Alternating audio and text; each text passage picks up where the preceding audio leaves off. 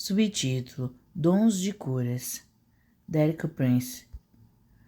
Exploraremos os dons de cura e as operações de milagres. Para termos uma perspectiva geral sobre esses dois dons, devemos notar a distinção entre uma cura e um milagre.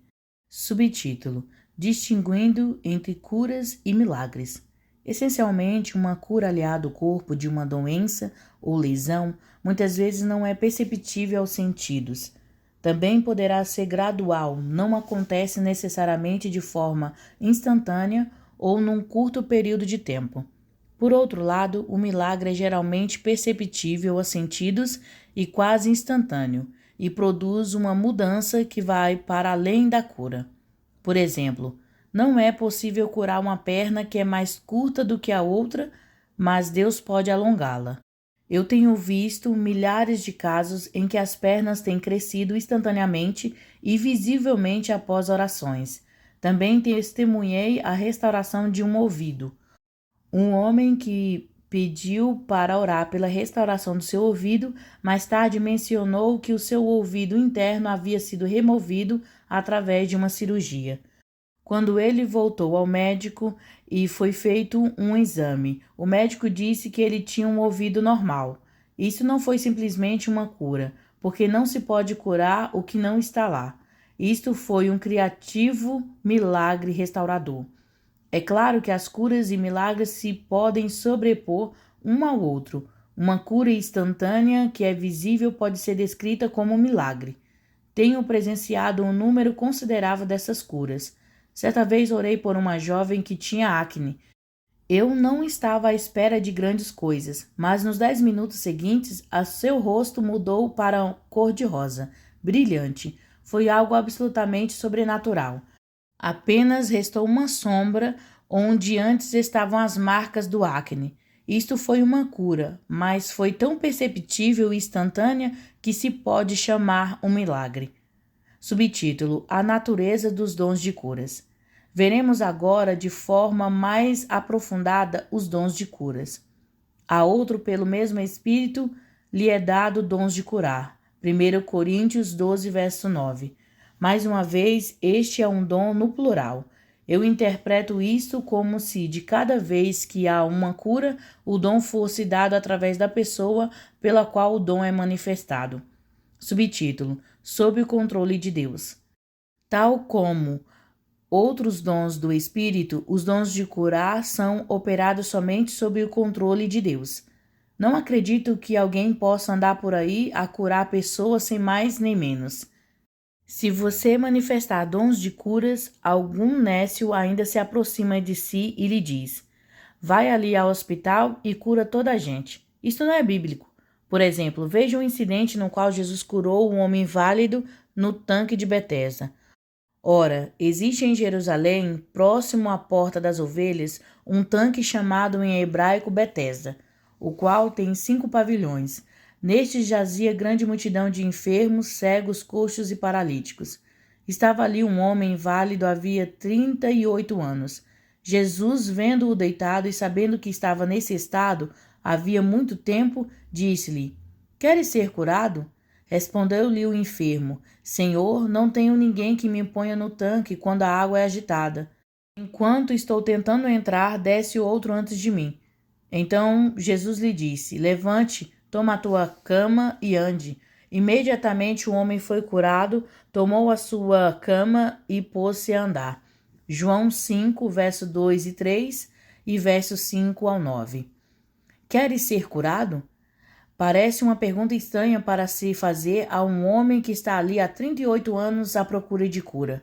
No entanto, o exercício da vontade pode ser um fator importante na realização da cura. Repare que havia uma grande multidão de pessoas enfermas no tanque. Contudo, Jesus entrou, curou um homem e saiu outra vez.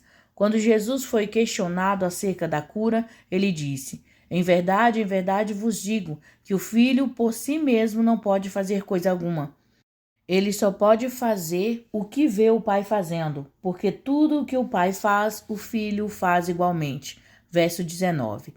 Jesus não afirmou ter a capacidade para fazer qualquer coisa independentemente do pai. Numa outra circunstância, ele diz: as palavras que eu vos digo, não as digo por mim mesmo. Antes é o Pai que está em mim que faz as obras. João 14, verso 10. Por outras palavras, o próprio Jesus não podia fazer nada da sua própria vontade ou por sua própria decisão, a menos que fosse por revelação da vontade do Pai. Se Jesus não operou dessa forma, nós também não podemos. Temos de ser dirigidos por Deus nesta matéria. Por exemplo, quando 50 pessoas vêm à frente numa reunião de curas, é muito desagradável alinhá-las, dar-lhes uma senha e começar pelo número 1. A primeira pessoa na fila pode ser alguém que não tem fé. Por isso, oramos por ela e nada acontece. A segunda poderá também não ter fé. Ao orarmos por ela, nada acontece. E aí, ninguém mais tem fé. Estamos a lutar contra a descrença de toda a gente. Temos aprendido por experiência a deixar o Senhor selecionar a primeira pessoa. Só podemos fazer essas coisas na medida em que Deus nos guia e opera através de nós, tal como fez através de Jesus e dos apóstolos. Subtítulo: O poder do Espírito para o corpo do crente. O poder de curar é o poder do Espírito Santo tornando disponível para o corpo do crente.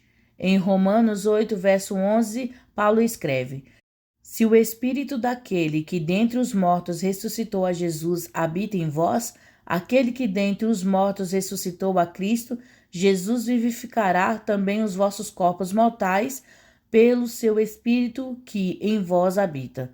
Nós temos disponível dentro de nós, através do Espírito Santo que em nós habita, o mesmo poder que ressuscitou o corpo morto de Jesus.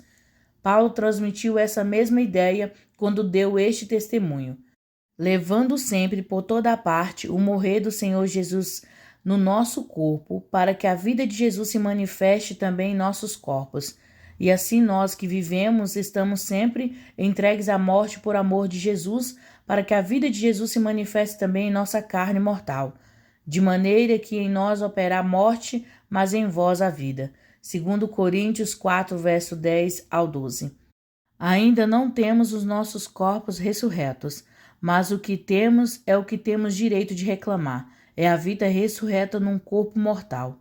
A vida ressurreta de Jesus Cristo está disponível para o corpo do crente pelo Espírito Santo através da fé. Paulo disse, para que a vida de Jesus se manifeste também em nossos corpos. Esta vida não é somente para estar lá, mas para ser manifestada. Isto é o que eu chamo de cura divina e saúde divina.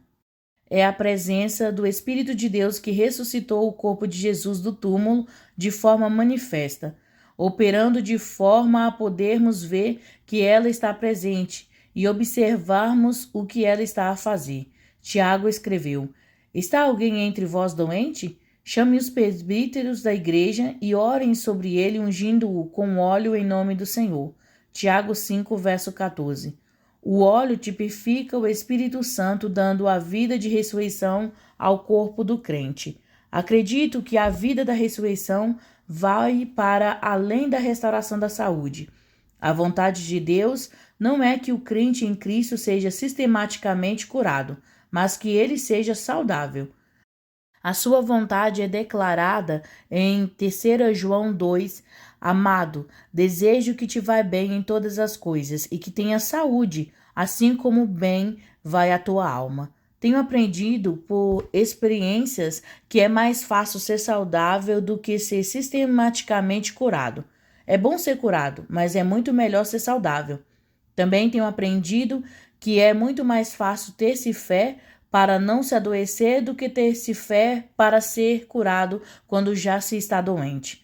Há mais um benefício do poder do Espírito Santo no corpo do crente, de sorte que a tua mocidade se renova como a da águia.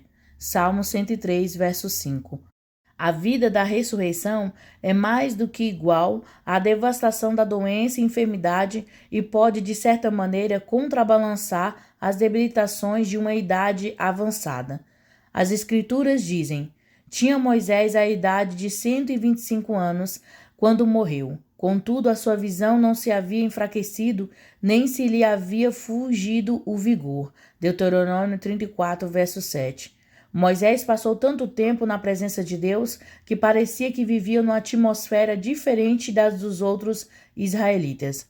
O ambiente em que vivemos faz uma diferença significativa. Uma mulher disse-me que ela e o seu marido voltaram à casa para as férias e tiveram uma reunião com outras pessoas da família, que eram crentes batizados no Espírito Santo. Todos eles chegaram saudável, mas começaram a falar das suas doenças. Depois de 3 dias a falarem das suas doenças, a maior parte deles estava doente. Ela e o seu marido disseram: estávamos felizes só por sair daquela atmosfera. O ambiente em que vive tem muito a ver com aquilo que experimenta. Eu acredito piamente que o crente cheio do Espírito devia criar um ambiente positivo à sua volta de fé, confiança e adoração. Subtítulo: Uma atmosfera de poder que cura. O poder do Espírito Santo para curar habitou em Jesus desde o seu batismo no Rio Jordão. Houve momentos em que este poder fluiu através dele de uma forma quase tangível. Um desses exemplos foi quando a mulher com um corrimento de sangue veio atrás de Jesus na multidão e tocou na borda das suas vestes. Certa mulher que havia 12 anos tinha uma hemorragia e que havia padecido muito à mão de vários médicos e despendido tudo o que tinha, sem contudo nada aproveitar. Pelo contrário, indo a pior. Ouvindo falar de Jesus, veio por detrás, entre a multidão, e tocou nas suas vestes. Dizia ela: se eu tão somente tocar nas suas vestes, sararei. Imediatamente se lhe estancou a hemorragia e sentiu no seu corpo estar curado do flagelo. Jesus, conhecendo que de si mesmo saíra poder, voltou-se na multidão e perguntou: quem tocou nas minhas vestes? Marcos 5, verso 25 ao 30. Jesus sentiu o poder de cura a sair de si, mesmo quando a mulher foi curada. Vejamos um outro exemplo. Certo dia, ele estava ensinando e achando-se ali assentados fariseus e doutores da lei, vindos de todas as aldeias da Galiléia, da Judéia e de Jerusalém, e o poder do Senhor estava sobre ele para curar. Lucas 5, verso 17. Toda aquela atmosfera estava aparentemente impregnada com este poder de cura. Em Lucas 6, verso 19, encontramos uma situação semelhante à da mulher com a hemorragia que foi curada. E toda a multidão procurava tocar-lhe, porque saía dele o poder e curava a todos. Nós teremos experiências dessas nas nossas próprias vidas e ministérios, quando o espírito de curas ou milagres descer sobre uma reunião e a maioria das pessoas for tocadas por Deus. Comecei a ver isso numa pequena escala e espero vê-la aumentar. O mesmo poder de cura sobrenatural foi acionado com o ministério de Pedro, de forma que até mesmo a sua sombra trouxe cura, de sorte que transportava os enfermos para as ruas e os punha em leitos em esteiras, para que a menos a sombra de Pedro, quando este passasse, cobrisse alguns deles. Também das cidades circunvizinhas concorria muita gente a Jerusalém, conduzindo os enfermos e atormentados de espíritos imundos, e todos eram curados. Atos 5, verso 15 e 16. Tais curas não estão limitadas ao ministério de Jesus e dos apóstolos. Conheci um irmão no Senhor na Argentina que era usado desta mesma forma no seu ministério. Ele disse que no auge das reuniões que dirigia, propositadamente andava de forma a que a sua sombra passasse por cima dos enfermos e eles eram curados. As reuniões na Argentina sacudiram com todo o país, de uma ponta a outra, de tal maneira que todos os esforços missionários anteriores não foram capazes de o fazer. Isto aconteceu no espaço de apenas algumas semanas. Quando o poder de Deus é liberado, nós não podemos medir os resultados. Subtítulo: Curas específicas de indivíduos. Os exemplos da última sessão eram geralmente curas massivas que ocorriam numa atmosfera de poder. Vejamos agora alguns relatos nas Escrituras que falam de curas individuais. Começamos com o ministério de Jesus. Ao pôr do sol, todos os que tinham enfermos de várias moléstias lhes traziam, e pondo as mãos sobre cada um deles, ele os curava. Lucas 4, verso 40. Aqui vemos que Jesus ministrou às pessoas individualmente. Cada uma das pessoas a quem ele impunha as suas mãos era curada. Deste exemplo, vemos que Deus nem sempre opera curas da mesma maneira. Por vezes, as pessoas podiam simplesmente tocar nas vestes de Jesus e ser curadas. Outras vezes, ele tinha que pôr as suas mãos sobre cada uma delas individualmente. Vemos essa aproximação individual no relato da cura do leproso. Descendo ele do monte, seguiu uma grande multidão. Veio um leproso e o adorou, dizendo: Senhor, se quiseres, podes tornar-me limpo. Jesus estendeu a mão e o tocou, dizendo: Quero ser limpo. E imediatamente ele ficou curado da lepra. Mateus 8, verso 1 ao 3. Esta cura visível da lepra pode ser considerada um milagre. Jesus tocou-lhe e ele foi imediatamente curado. Claro, uma das razões pela qual Jesus lhe tocou foi porque não era o costume as pessoas tocarem nos leprosos. Ele poderia tê-lo curado com qualquer outro método, mas preferiu desviar-se do seu caminho e tocar no homem para mostrar sua compaixão. Às vezes, os métodos que Jesus usou nas curas são distintivamente contrários aos costumes ou regras. Isto demonstra que devemos depender totalmente da liderança do Espírito Santo quanto às curas. Vejamos dois exemplos de curas pouco convencionais nas quais as pessoas foram curadas depois de Jesus lhes tocar. A primeira envolve um homem que era surdo. Trouxeram-lhe um surdo e gago e rogaram-lhe que impusesse a mão sobre ele. Jesus, tirando-o da multidão, à parte, pôs-lhe os dedos nos ouvidos e tocou-lhe a língua com saliva. Depois, levantando os olhos ao céu, suspirou e disse: Efatá, que quer dizer abre-te. Abriram-se-lhe os ouvidos e logo o impedimento da língua se desfez e falava perfeitamente. Marcos 7, verso 32 ao 35. Depois temos outro relato espantoso envolvendo a cura de um homem cego. Chegaram a Betsaida e lhe trouxeram um cego rogando-lhe que o tocasse. Ele tomou o cego pela mão, levou-o para fora da aldeia. Marcos 8, verso 22 e 23. Por que levou Jesus o homem para fora da aldeia? Provavelmente havia uma tal atmosfera de descrença ali que o homem não teria a fé para ser curado. O texto continua. E Jesus, cuspindo-lhe nos olhos e impondo-lhe as mãos, perguntou: Vês alguma coisa? O cego, levantando os olhos, respondeu: Vejo as pessoas como árvores que andam. Verso 23 e 24. O homem conseguia ver, mas não claramente. Algumas pessoas dizem que as curas de Jesus eram instantaneamente completas.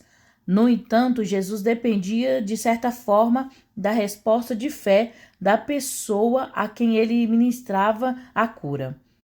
Tornou Jesus a pôr-lhe as mãos nos olhos e ele, olhando firmemente, ficou estabelecido e já via ao longe e distintamente a todos. Mandou Jesus para casa, dizendo: Não entres na aldeia. Verso 25 e 26.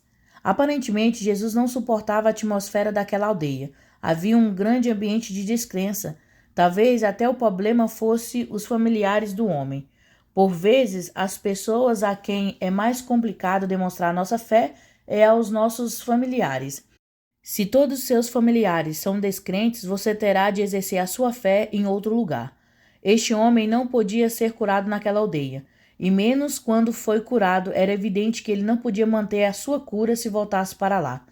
Curas individuais também eram operadas através do ministério da igreja primitiva. No livro de Atos, Paulo e outros naufragaram perto da ilha de Malta, depois de uma terrível tempestade. Quando chegaram à terra, os habitantes da ilha receberam-nos e abriram-lhes as portas das suas casas. E houve uma cura estratégica que Deus usou para ganhar a atenção de toda a ilha. Próximo daquele lugar havia umas terras que pertenciam a Públio, o principal da ilha, o qual nos recebeu e hospedou bondosamente por 3 dias. O pai dele estava de cama, doente, com febre e disenteria. Paulo foi vê-lo e, tendo orado, impôs-lhe as mãos e o curou. Feito isso, vieram também ter com ele os demais enfermos da ilha e foram curados. Atos 28, versos 7 ao 9. Repare que o texto diz que Paulo o curou. É claro que não podemos curar ninguém a partir de Jesus Cristo e do poder do Espírito Santo, mas há alturas em que podemos estar tão identificados com Ele que conseguimos curar pessoas. Jesus disse: aquele que crê em mim também fará as obras que eu faço. João 14, verso 12. Quando Jesus enviou os 12 apóstolos e depois os 70 discípulos para ministrar em cidades e aldeias vizinhas, ele disse-lhes: curai os enfermos. Vê, por exemplo, Lucas 10, verso 9. A Bíblia coloca muito mais responsabilidade sobre os crentes do que a maioria de nós está disposta a reconhecer. Subtítulo: Resultados de dons de curas. Temos visto que dons de curas de forma sobrenatural restauram às pessoas a sua integridade física. Quando tal restauração vem, é um dom dado por uma pessoa através do qual o dom é manifestado. Dons de curar podem ser realizados através do poder da ressurreição pelo Espírito Santo. Podem ser manifestados numa atmosfera de cura, na qual são curadas muitas pessoas em conjunto, assim como também na cura individual de pessoas sob a orientação do Espírito Santo. Dons de curas também resultam no criar de uma atmosfera de crença para uma cura adicional e uma abertura ao Evangelho de Jesus Cristo.